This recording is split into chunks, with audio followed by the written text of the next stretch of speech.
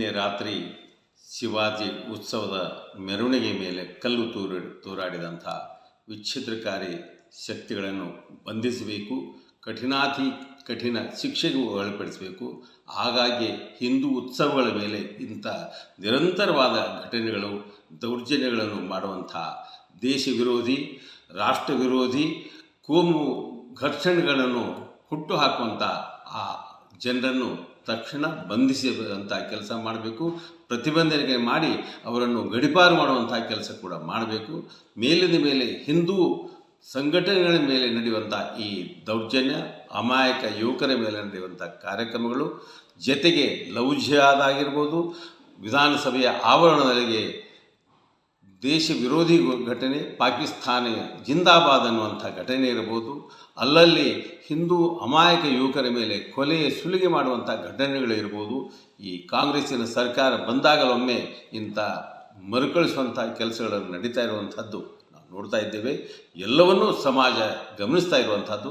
ಖಂಡನೀಯವಾದಂಥ ಈ ಕೃತ್ಯಗಳಲ್ಲಿ ಯಾರೇ ಭಾಗಿಯಾಗಲಿ, ಎಂಥ ಶಕ್ತಿಗಳೇ ಇರಲಿ, ಸರ್ಕಾರ, ಪೊಲೀಸರು ಅವರನ್ನು ಬುಕ್ ಮಾಡಿ ಶೀಘ್ರವಾಗಿ ಶಾಂತಿಯನ್ನು ಕಾಪಾಡುವಂಥ ಕೆಲಸ ಮಾಡಬೇಕಾಗಿದೆ.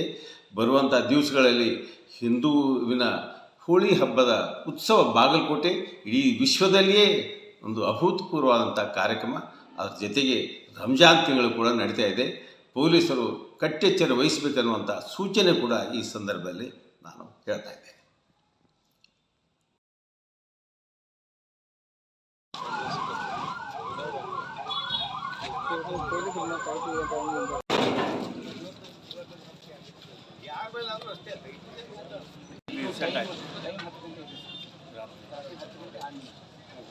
ಬಂದ್ ಮಾಡಿ ಅವರಿಗೆ ಸೌಂಡ್ ಹಚ್ಚಬೇಡ ಅಂತ ಹೇಳಂಗಿಲ್ಲ. ನಮ್ಮ ಮಸೀದಿ ಮುಂದೆ ಹೋಗುವಾಗ ನಮಗೆ ಸೌಂಡ್ ಬಂದ್ ಮಾಡಿ ಅಂತ ಹೇಳ್ಬೇಕು. ಸೌಂಡ್ ಸಾಕು. ನೀವು ಇಲ್ಲಿ ಬಂದು ಕೂಡಲೇ ಬಂದ್ ಮಾಡಿರಿ, ಇಲ್ಲಿ ಬಂದು ಸ್ಟಾರ್ಟ್ ಮಾಡಿ ಇಲ್ಲ ಮತ್ತೆ ಎಲ್ಲರೂ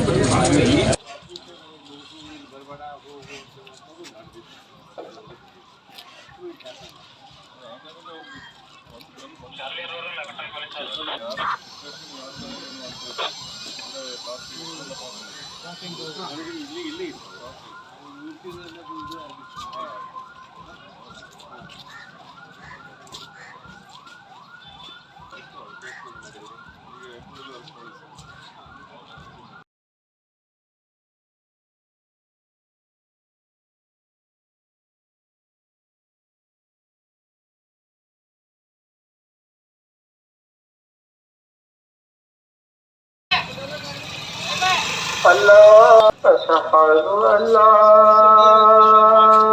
ilaha illallah.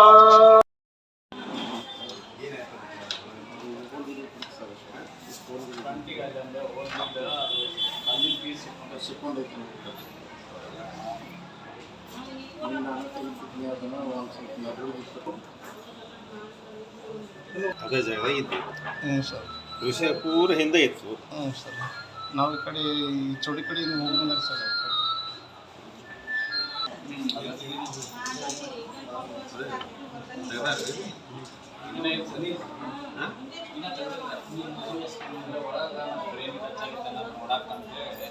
ಸಿಟಿ ಮಾಡ್ತಾರೆ.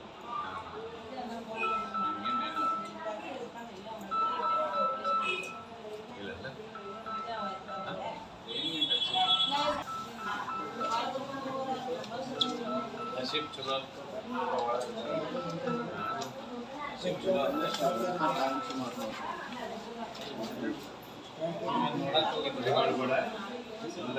ಸಮಾಜ